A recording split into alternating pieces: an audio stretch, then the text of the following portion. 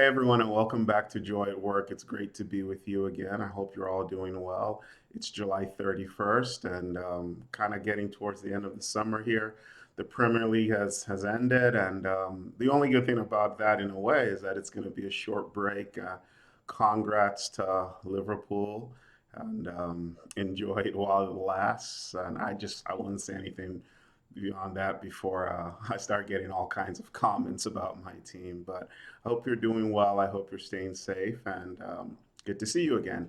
Well, today I want to continue talking about feedback. And last time I shared this idea that feedback's important. We're always receiving it indirectly and directly, and so it's important for us to be aware of that and use feedback to our advantage.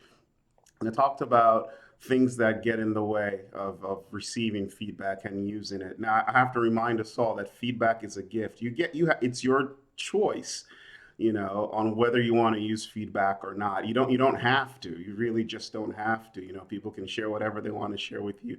You get to decide. But it's important that, in my view, that you make decisions that are informed, right? So we don't just reject feedback because of flimsy reasons. So last time we talked about identity and how our identity or feedback about our identity or feedback that conflicts with who we think we are can sometimes be tough to take and can cause us to reject the feedback outright because it doesn't fit the picture of who we've painted about ourselves, right? It just doesn't jive, if you will.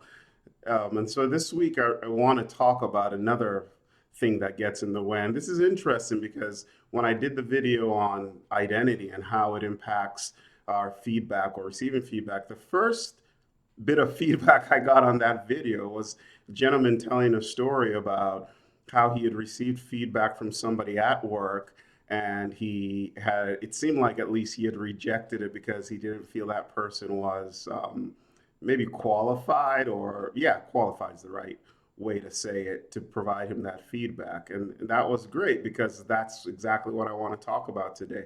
And again, these ideas come from the book Thank You for the Feedback. So you can look it up and you can read this on your own. But the second inhibitor, if you will, that causes us, or trigger that causes us to reject feedback, is when the person giving us the feedback doesn't fit the criteria or qualify to be a feedback giver. So we either don't have a relationship with them, or if we have a relationship with them, we just don't think they're in a position to give us feedback. So, it's what's a great example of this, at least in my life. I know there are people who've given me feedback, like they've said, stop doing X. And then I look at them and say, well, you do X as well. So you're in no position to tell me to stop doing X, right? So stop acting this way when they do the exact same thing. This is something that happens a lot. Sometimes it's not even that they do the same thing. Sometimes it's simply that we don't hold them in high regard, like the gentleman who responded to my post said, right? So I'm sure we've all worked with people, that we didn't think too highly of because of what they do, how they act, their behaviors. And so if they ever have feedback for us, we kind of just reject it immediately because who are they to be giving feedback? We don't have a relationship with them, and besides, they're not qualified. And so what I want to point out here is that might be true. You may not have a relationship with them. They may not be living up to the feedback they're giving you.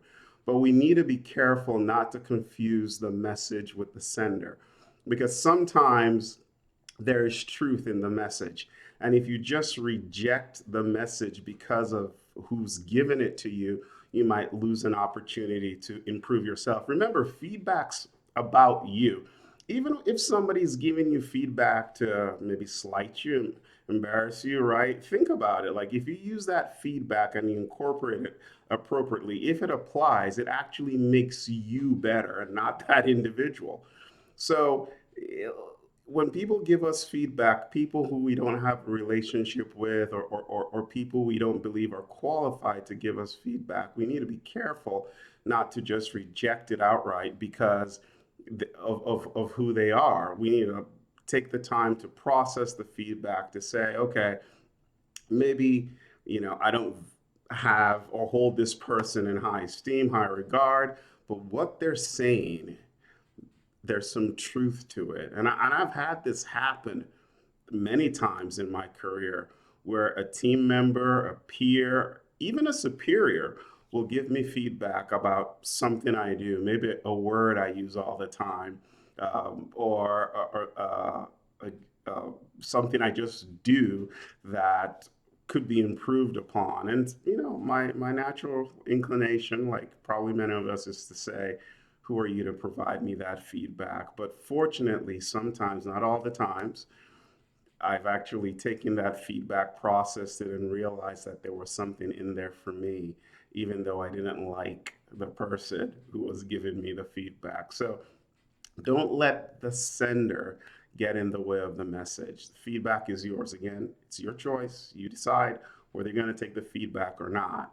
But evaluate the feedback on its own merits. Don't let the sender get in the way of you receiving feedback. And as we talked about last week, don't let your identity get in the way of receiving feedback. All right. Thanks for listening again. I'll see you all around, and don't forget to subscribe. Bye.